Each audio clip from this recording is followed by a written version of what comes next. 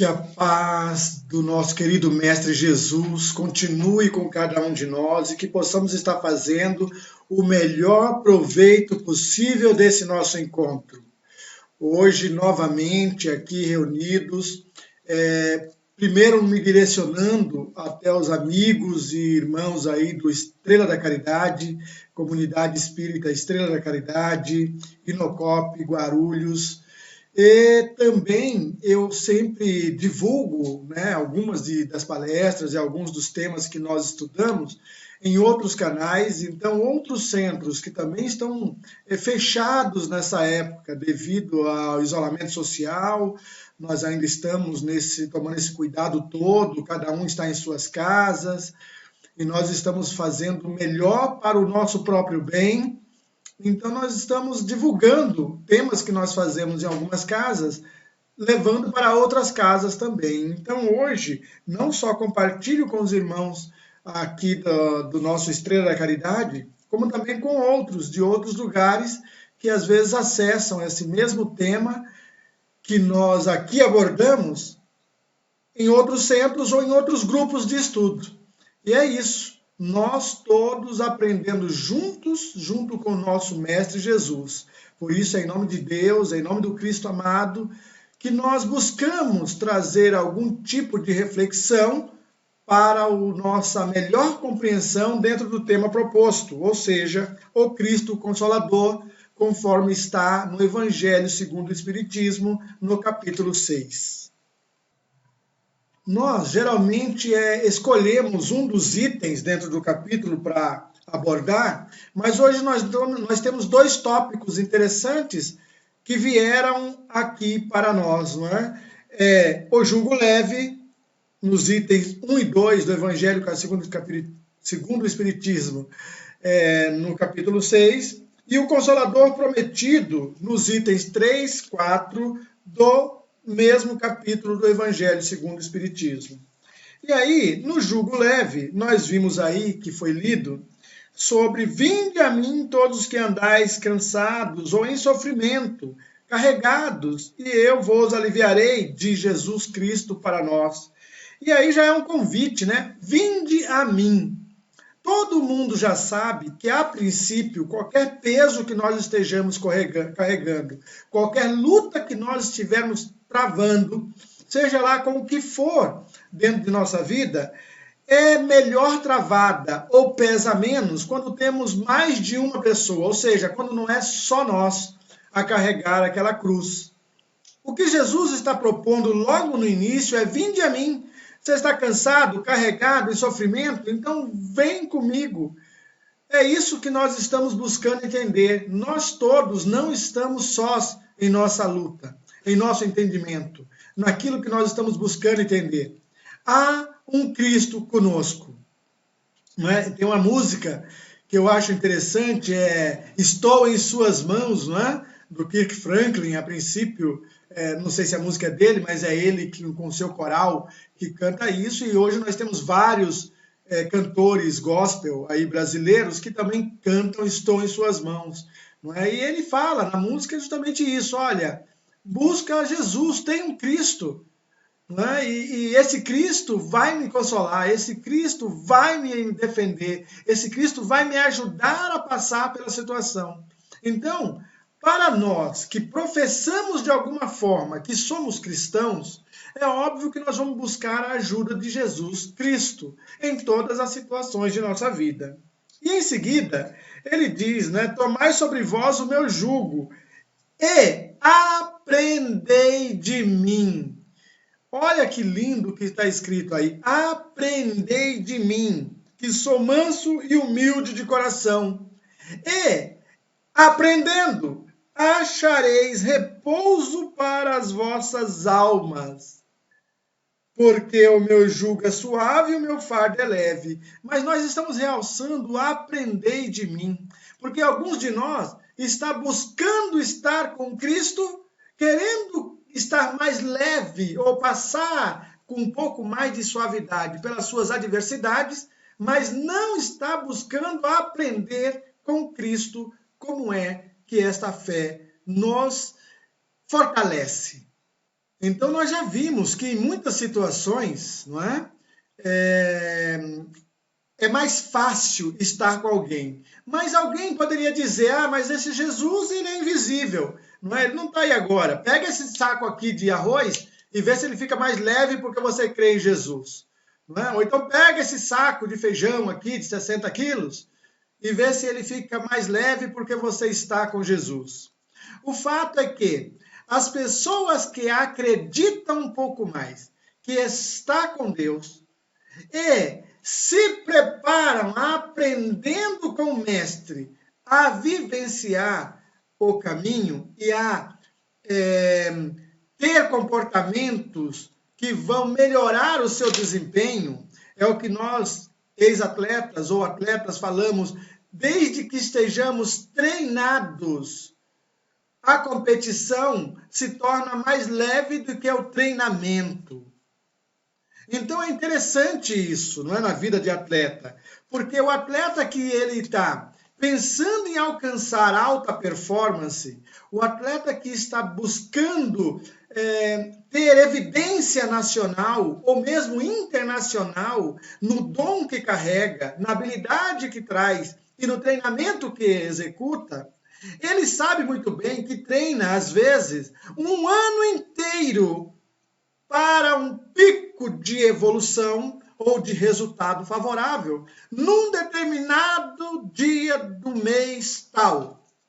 Por exemplo, esse ano nós ouvimos falar que as Olimpíadas, não é, serão adiadas para 2021 devido à pandemia, essa questão toda do Covid-19, coronavírus, não é? Então, vai ser adiado. Muitos atletas até preferiram que fosse adiado para outro ano, porque se adiar desse ano de um mês para o outro, digamos 2 ou 3 meses, vai quebrar a sequência de treinamento. Mas o que nós queremos dizer é, treina-se meses para alcançar-se um pico X, de tal forma que no dia da prova, o fardo será mais leve e o jugo mais suave, porque a pessoa está preparada para aquele desafio. Nós estamos aqui nos preparando para os desafios, por isso é necessário aprendermos com Cristo como defender a nossa fé. Além do mais, cria dentro de mecanismos neuronais, dentro de mecanismos aqui de nossa mente, alguma categoria de percepção para aqueles mais otimistas, para aqueles mais entusiasmados, para aqueles mais cheios de fé. Cria-se uma percepção de menor peso se nós tivermos realmente que carregar o saco de feijão de 60 quilos. Não só pelo preparo, não só porque nós aprendemos, porque uma coisa é consequência da outra. Não dá para dizer que vamos estar com Cristo e que o jugo vai ser leve se nós não aprendermos dele. Como é que isto se processa? E todos nós estamos aqui para aprender com Jesus.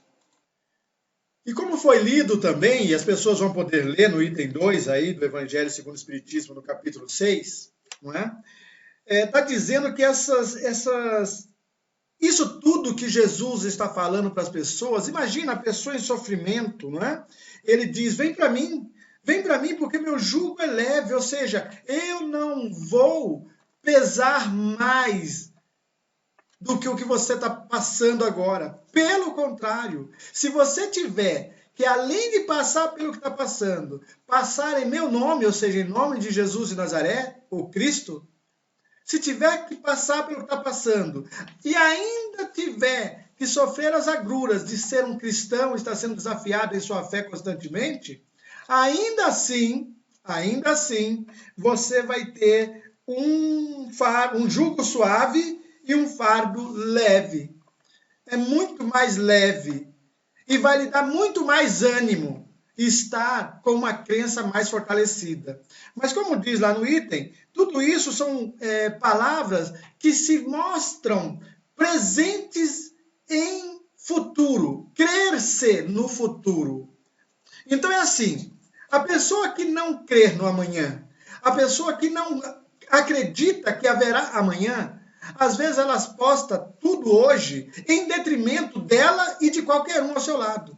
Porque como ela não crê em nada do porvir, ela também não tem motivos para poder se portar ou se comportar de tal maneira agora no presente. E às vezes ela põe tudo a perder simplesmente porque não foi previdente, não agiu de maneira sábia no presente.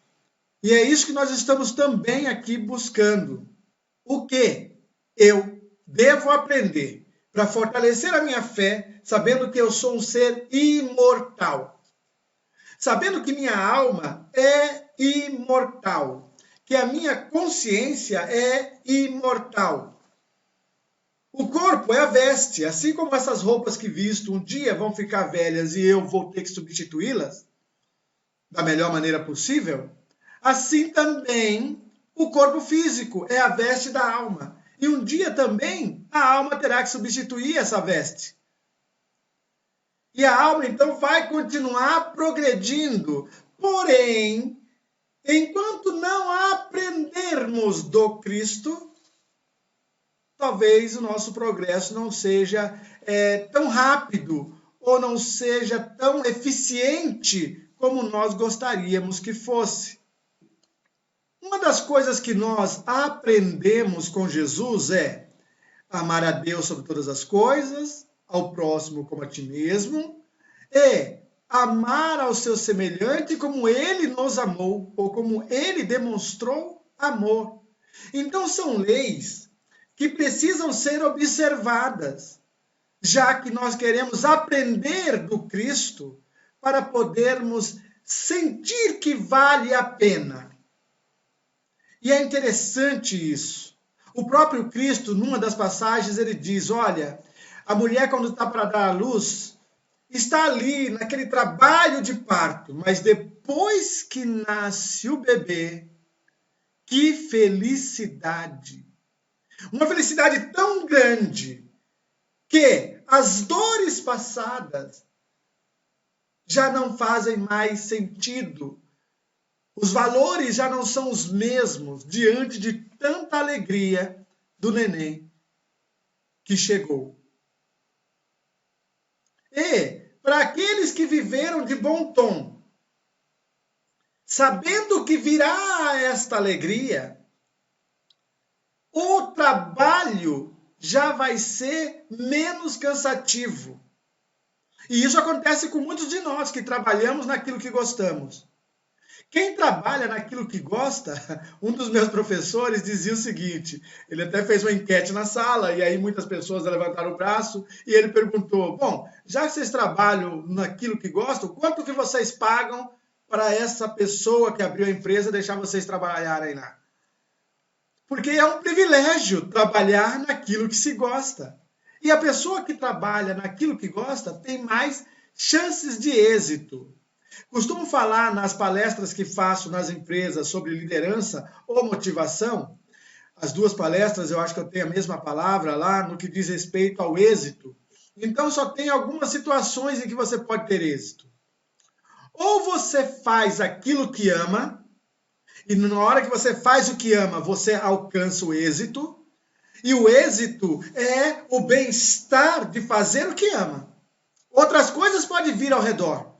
Pode ser que você fazendo o que ama lhe renda muito dinheiro, pode ser. Mas pode ser também que lhe renda mais satisfação e alegria. Pode ser que lhe renda gratidão. E assim vai.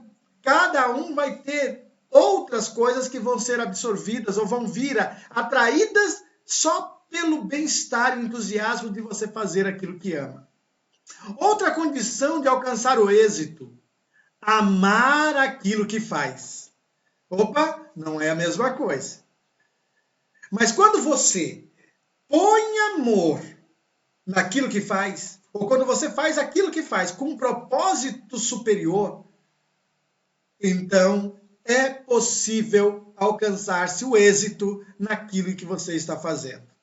Paulo de Tarso, mesmo numa das suas cartas, ele diz, trabalhe não como se fosse para os homens, Não fica olhando o chefe ou o supervisor e tudo mais e falar, estou trabalhando para esse daí, olha só. Não. Execute o seu trabalho como se fosse para Deus, de forma que você possa entregar o seu melhor. Então, quando o plano espiritual, conversando com Kardec, Kardec coloca aqui no Evangelho segundo o Espiritismo, que é a lei e a obediência a essa lei, que faz com que nós tenhamos mais competência de passar pelo que estamos passando, ou de viver o que devemos viver, com muito mais suavidade, com muito mais certezas no coração, com muito mais convicções e padrões bons e úteis de moral e ética. Assim, nós conseguimos estar próximo ao Cristo e sentir o Cristo próximo a nós de tal forma que fica mais suave, muito mais suave. E isso nos provaram já muitas pessoas de fé que passaram por perseguições e até morte, mas que foram ou enfrentaram a situação de um modo convicto, de um modo íntegro, simplesmente pelas bases que tinham da sua crença e da sua fé. Então, de cara, nós já sabemos que logo no primeiro item desse do jugo leve, Jesus está se colocando como um consolador. É muito gratificante ter Jesus como nosso consolador. É realmente um consolador e tanto, porque ele ama ao semelhante. E ele vai aonde estão os doentes. Doentes do comportamento, doentes da alma, doentes da atitude. E ele então vai recuperar essas pessoas, não só no seu físico, mas na sua mente, no seu pensar, também na sua conduta, no seu agir. Jesus é o Consolador que vem amparar aquelas pessoas, que não os julga, que não os culpa, que não lhes atribui peso, pelo contrário, os ergue e fala para que eles andem de modo melhor, para que não se sintam abatidos, ou para que não sejam abatidos por uma conduta indiferente ou errônea. Aí depois vem uma dessas passagens que nós da doutrina espírita gostamos muito de saber, não é? Se me amais, guardai os meus mandamentos. Guardar, cuidar. Nós já vimos isso, né? Tenho um cuidado com o Evangelho. Eu tenho um cuidado com os ensinamentos de Jesus. Eu tenho um cuidado com a moral que Jesus está colocando para nós. Olha que coisa. Isso é o que nós estamos aprendendo. Ah, mas eu então não amo como convém amar? Talvez sim, talvez não. O próprio Jesus, Paulo de Tarso, num determinado momento, fala isso para nós. Que não ama como convém amar, ou não amamos como convém amar. Olha, Paulo está reconhecendo a nossa fragilidade, os nossos apegos, a nossa falta de despreendimento, ou a nossa não prioridade de Deus em nossas vidas. Paulo está vendo isto. Foi isso que ele notou. Mas ele precisava falar também, olha, ainda não amo ou não fazemos como deveríamos, como convém. Então, se me amais, diz Jesus, guardai os meus mandamentos. E eu rogarei ao Pai, ou seja, Jesus intercede por nós, junto ao Pai Celestial, Criador da vida, e o detentor dessa inteligência suprema, que é a nossa fonte de inteligência e capacidade. Eu rogarei ao meu Pai e ele vos dará outro Consolador. Maravilhoso. Porque Jesus está vendo que o tempo vai passar. Jesus está vendo que ali, daquele momento, depois que os seus apóstolos e seguidores e discípulos fizerem o trabalho de divulgação que tem que fazer, eles vão passar. Eles vão durar o que mais depois daquela época? Mais 80 anos? Mais 90 anos? Quanto tempo vão durar mais? Eu estou falando aqueles diretos ali com Cristo. talvez mais 80, considerando que João era o mais novo entre os apóstolos e já desencarnou com mais de 100 anos, não é? Então, talvez mais uns 80 anos. Mas e depois? E depois de 80 anos passados? E depois do século II, século III, século IV e assim por diante? E nós tivemos a partir do século III aí, com Constantino, né, e os bispos da igreja, aquela coisa toda, tendo a religião cristã sendo esta oficial do império. Mas não é essa a questão. A questão aqui é, Jesus está dizendo que vai rogar ao Pai e o Pai vai enviar outro Consolador para que fique eternamente convosco, o Espírito de verdade. E o Espírito de verdade, ou o Espírito da verdade, tá? Ele não é, para nós, um só. Interessante isso, né? Primeiro, que já não seria mais um ser encarnado. Porque Jesus está dizendo, olha, ele vai vir outro Consolador. Ah, então vai nascer um outro Cristo? Não foi isso que Jesus falou, porque disse que vai ficar eternamente. Eternamente não pode ser um ser que venha nessa estrutura física, biológica. Então tem que ser um ser que tenha uma estrutura diferenciada espiritual. Então nós estamos falando de espíritos. Nós estamos falando de espíritos que são eternos. A criação eterna de Deus. Deus não cria nada para se perder. O que é material transforma-se e o que é espiritual evolui. É assim que se processa. E o que é que acontece? Virá esse outro que vai ser eterno, e se é eterno é espírito. Então, por isso que nós gostamos, porque ele diz que esse Consolador, a quem meu Pai enviará em meu nome, vos ensinará todas as coisas. Então, no tempo de Jesus, não dava para ensinar todas as coisas. E por quê? Porque muitas coisas dependiam do avanço da ciência.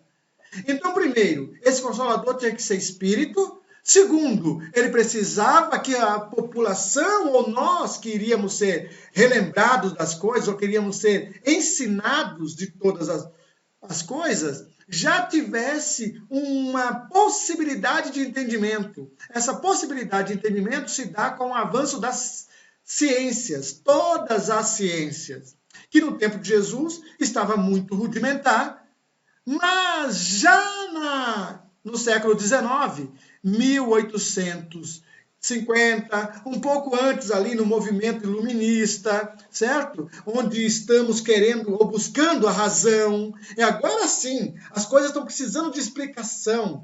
Os fatos, tudo isso que era um fenômeno, tudo que era dogmático, tudo que nós tínhamos que aceitar e engolir e pronto, agora não. Agora é para ser questionado. E a partir do momento que isso começa a ser questionado, nós estamos aí passando século XVI, século XVII, século XVIII, século XIX. Agora as ciências têm um pouco mais de suporte. Agora as pessoas de ciência, os homens de ciência, estão dando mais resposta, encontrando nas leis da natureza a sua singularidade, a sua particularidade dentro da performance do entendimento humano.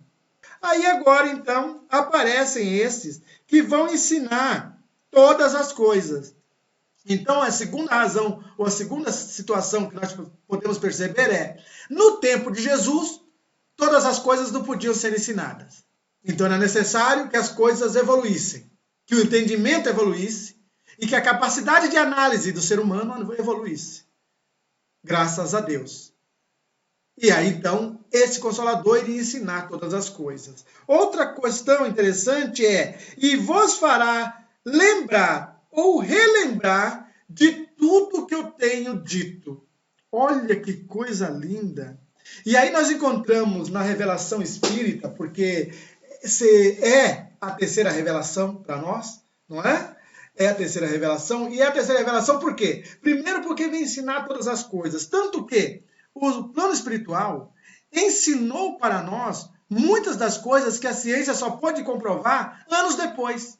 Teve coisas no tempo de Kardec que a ciência só veio comprovar na virada do século XIX para o XX. Teve coisas que André Luiz falou e que só pode ser comprovada 30, 40, 50 anos depois. Estou falando daquelas coisas que André Luiz falou lá em 1940, não é? 1940 e pouco, alguma coisa assim. A ciência veio comprovar depois. E o próprio Kardec deixa explícito nas revistas espíritas do tempo de Kardec, né? As revistas do tempo de Kardec, que se a ciência vier a provar algo que contrarie o ensinamento ali de algum dos itens, de alguma daquelas perguntas e respostas, fiquemos com a ciência.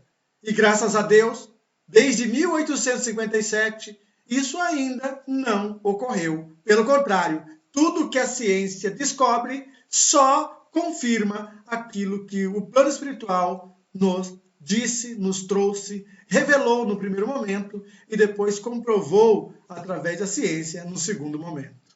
E aí nós temos uma outra situação, que este Consolador, o Espírito de verdade, ou o Espírito da verdade, não seria um só. Não se trata de apenas um Espírito detentor de todo conhecimento. Isso é interessante, gostamos disso também. Nós vivemos em sociedade, nós sabemos que todos estão evoluindo e cada um está num patamar, mas que existem grupos de mentes que já alcançaram o entendimento, que estão mais uniformes dentro do patamar de conhecimento.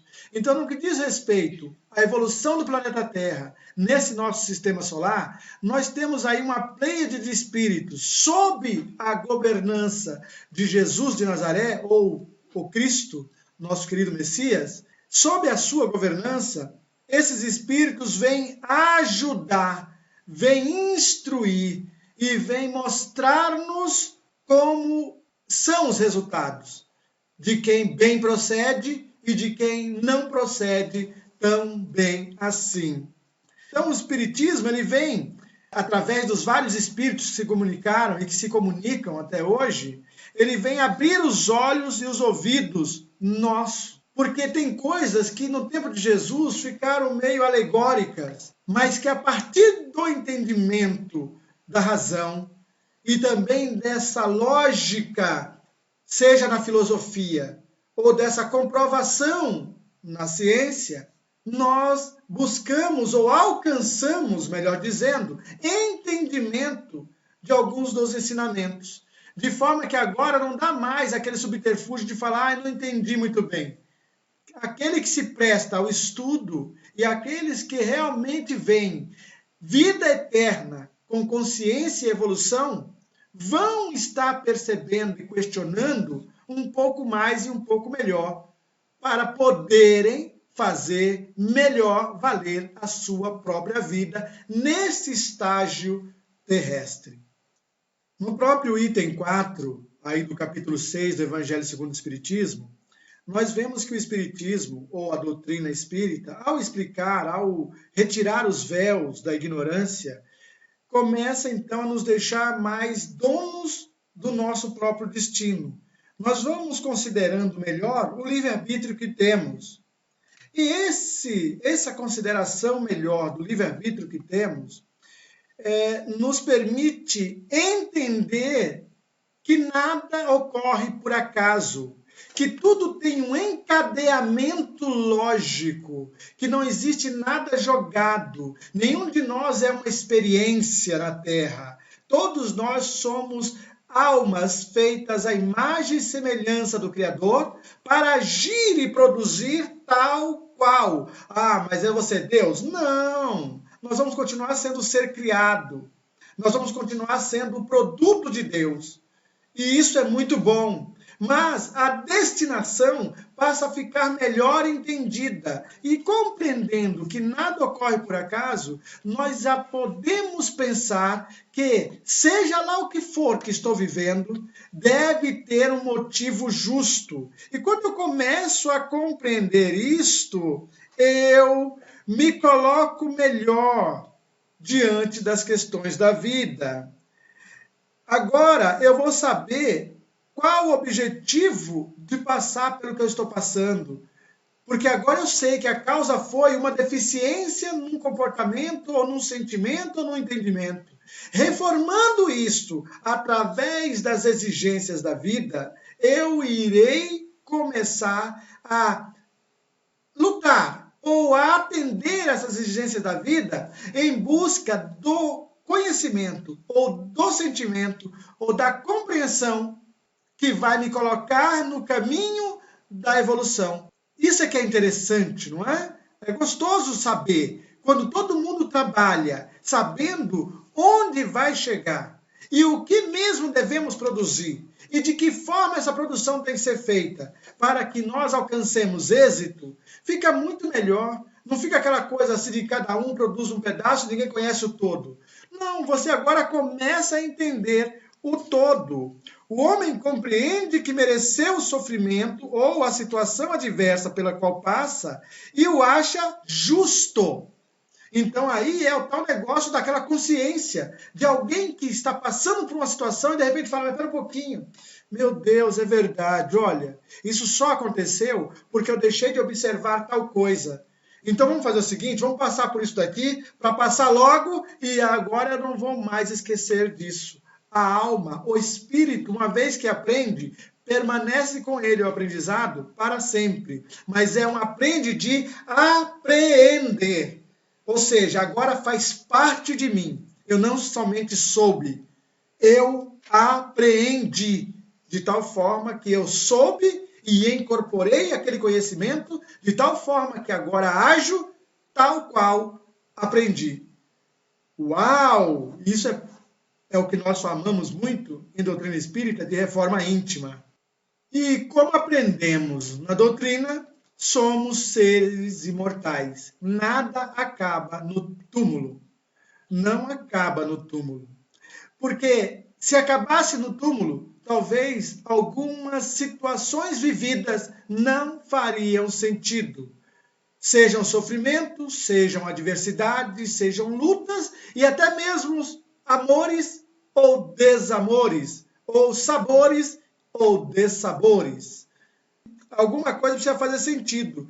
Como nós começamos a ver que tudo aqui é uma passagem e que nós continuamos, o que vai acontecer paulatinamente quando a gente começa a estudar isso? Nós vamos fortalecendo a nossa fé na imortalidade da alma.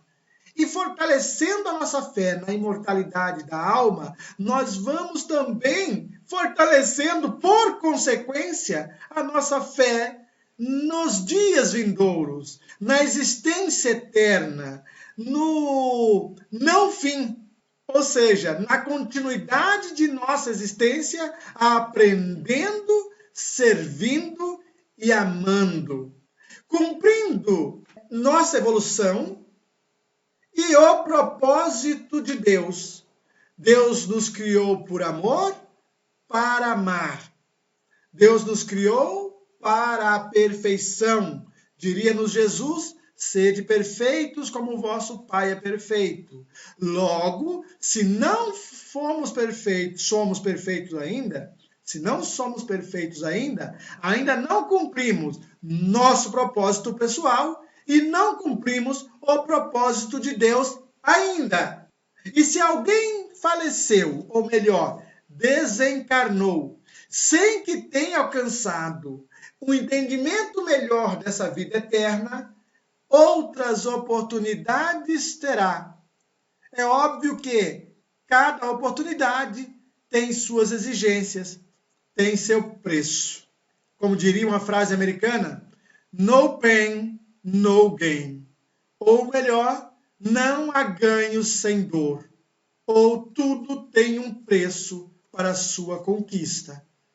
Se não há ganho sem dor, cada um de nós está sendo chamado a buscar mecanismos que lhe deixem mais suave o caminho que se deve andar. E no nosso caso, o mecanismo é Jesus Cristo, nosso querido mestre. E no item 4 ainda, no finalzinho, o plano espiritual, através de Kardec revela lá, escreve para nós, assim, não é? Diz aqui o livro. O Espiritismo realiza o que Jesus disse sobre o Consolador prometido. Conhecimento das coisas, que faz com que o homem saiba de onde vem, para onde vai e por que está na Terra. E nós diríamos até para que está na terra, não é? Lembrança dos verdadeiros princípios da lei de Deus, também a doutrina espírita, o Consolador Prometido e a doutrina espírita vem fazer isso, né? Lembrar os princípios da lei de Deus e a consolação pela fé e pela esperança.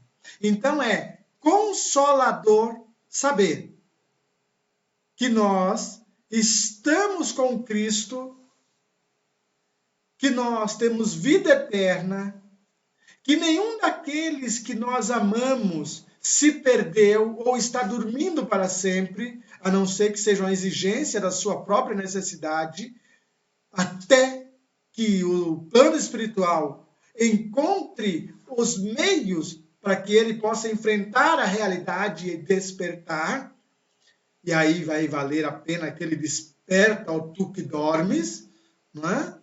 Porque o momento de despertar vai chegar, seja no plano encarnado, ou seja no plano espiritual, quando estamos vivendo numa nova dimensão.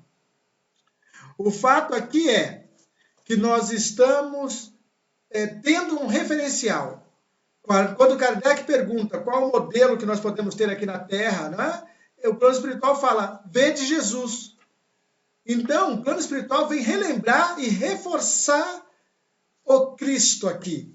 Até porque eles estão sob o comando de Jesus neste orbe terrestre. Todos os espíritos que aqui aportam estão sob o comando de Jesus, porque a Jesus foi dado o governo deste planeta. Por isso, nada se passa no planeta sem que Deus o saiba.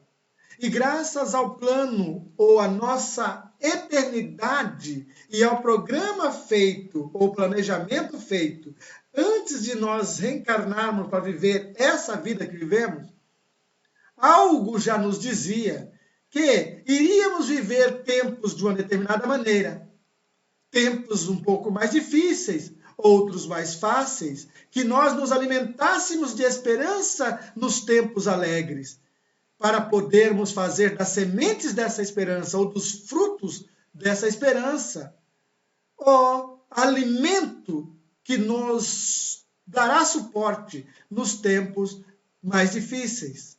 Por isso, tende fé em Deus.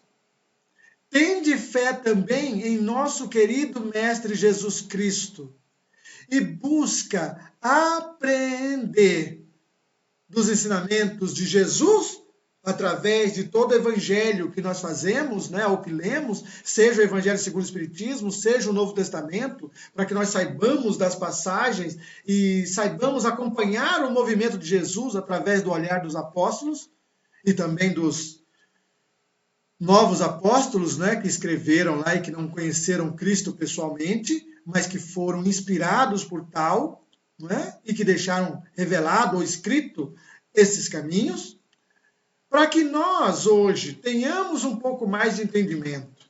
Agora, não é só, como Jesus diria, naquele tempo não deu para ensinar todas as coisas. É necessário que novos tempos venham.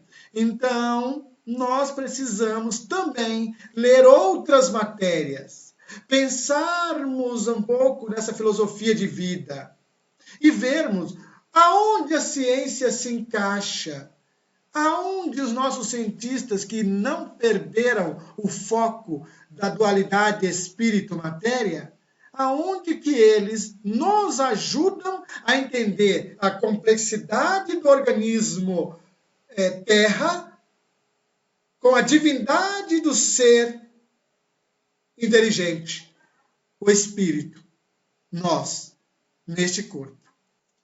Nos tempos que vivemos hoje, vemos muita gente falando de pedir a Deus, orando em suas casas. Um mês atrás, quando a Itália ainda estava com muitos dos seus ambientes totalmente isolado, nós vimos aí passagens lindíssimas de pessoas fazendo orações, ave-marias e tudo mais. Ou seja, nós vimos centenas de pessoas buscando a Deus e às vezes combinando horários para orar. Aqui também no Brasil a mesma coisa. E para muitos grupos isso funciona. Que bom, graças a Deus. Esse vinde a mim que Jesus fala lá no jugo leve, né? Vinde a mim, vós todos que andais em sofrimento, e vos achais carregados, e eu vos aliviarei. Isto está se processando. Muita gente que deixou de pensar em Deus ou em Cristo em alguns tempos passados, agora voltou a pensar. Por quê? Porque estamos enfrentando inimigos invisíveis.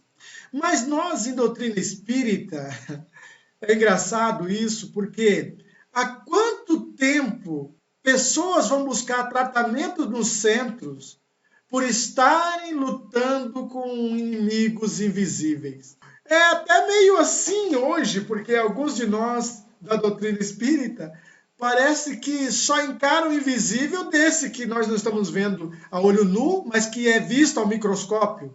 Porém, e aquele que nem o microscópio eletrônico que seja pode captar, pode aprender e nos mostrar.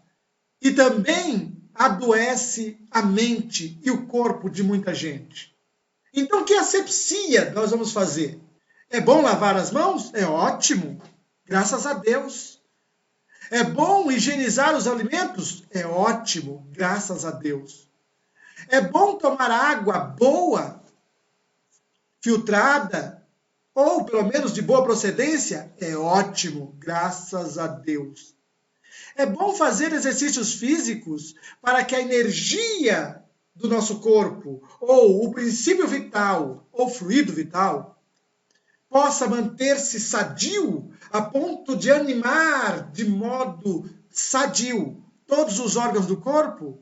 É ótimo, e graças a Deus muitos praticam exercícios. É bom ler? É ótimo. E aí nós já começamos a trabalhar um pouco do entendimento das coisas. Porque vai ser necessário buscar a Deus, ao Cristo Jesus. E para isso nós vamos ser incentivados de várias formas. De tal forma que possamos estar com Deus. E em estando com Deus, em estando com Cristo, ver como tudo é passageiro e como todas as coisas que servem ao espírito são verdadeiramente para a evolução e serem utilizadas por esse espírito. Porque nada trouxemos para esse mundo, nada vamos levar dele, mas vigiemos, diria Jesus. Porque invisível para nós não é só vírus e bactérias. Também há mentes que às vezes se apropriam de nossos medos, de nossas fraquezas, de nossa dúvida, de nossa pouca fé. Por isso, sabedor de que eu mesmo que vos falo, sou necessitado do amor e do amparo de Deus, para fortalecer meu entendimento e minha fé, peço a Deus, olhai por nós.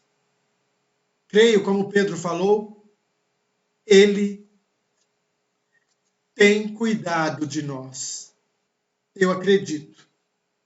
Por isso, sigo nesta fé, nesta crença, nessa esperança, nesse otimismo de que Deus está no comando e que tudo vai dar certo.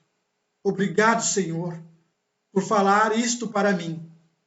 E ajuda, Senhor, para que essas palavras não entrem por um ouvido e saiam pelo outro, mas que se incorporem dentro de mim, de tal forma que em algum momento da minha vida eu mostre ou traga o fruto de quem realmente tem fé. Que Deus nos abençoe, estejam em paz e bem. Então é assim, cura para o espírito é o entendimento. Cura para o espírito é a razão e o amor. Então, sofrimento, na verdade, é um estado psicológico. Então, todos teremos que passar pela dor.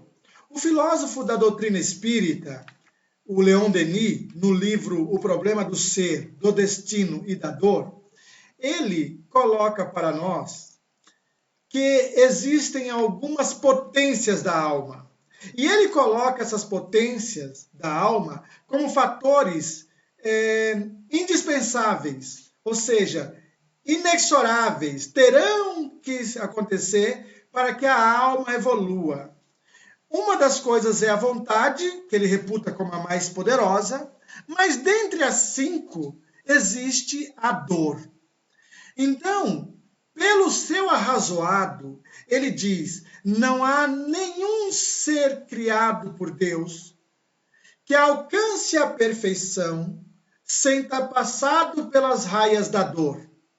Então, todos irão passar pela dor, devido à ignorância do seu sentido, devido a experimentar amores, devido a experimentar apegos desde a sua criação. Eu estou falando naquele momento que nós ainda somos simples ignorantes e que ainda agimos por impulso, ainda agimos por vontades e desejos que nem sempre nos fazem evoluir. E tudo isso gera consequências para nós. Então, nesse embalo de ação e reação, ou de causas e consequências, nós vamos acertando e às vezes errando mais. Às vezes aumentando a dívida, às vezes diminuindo a dívida. E tudo isso, esse jogo assim de viver a vida e evoluir, causa, em alguns momentos, dores. Agora, causar a dor, para quem tem, vivenciar a dor, para quem tem um entendimento, como disse o plano espiritual aqui no Consolador Prometido, no item 4. Quando nós sabemos a causa, nós temos um comportamento melhor diante da situação. Por isso, estes que compreendem por que estão passando e qual a lição a ser aprendida e estão apreendendo isto em si mesmo, estes, nós podemos dizer que não estão sofrendo, estão passando pela dor, está doendo, mas eles estão seguindo adiante. Eles estão dando mais um passo. Eles estão indo dar mais um pouco de pão a alguém. Eles estão servindo um copo d'água para o necessitado. Eles estão amparando pessoas, mas eles ainda estão com dores. Dores, porque a dor faz parte do seu processo evolutivo. Agora, o sofrimento, para alguns, é uma dúvida, ou então alguma outra situação que não lhes deixa observar os movimentos em prol da sua própria evolução. Então, esse estado psicológico leva-os ao sofrimento. Então, não poderíamos dizer que o sofrimento é a cura para o espírito, mas a dor o recoloca na linha do amor e da razão. E aí sim, amor, amar mais, servir mais, agir na caridade, vai sim curar o espírito, curar de situações que ele mesmo plantou nele, até chegar à perfeição.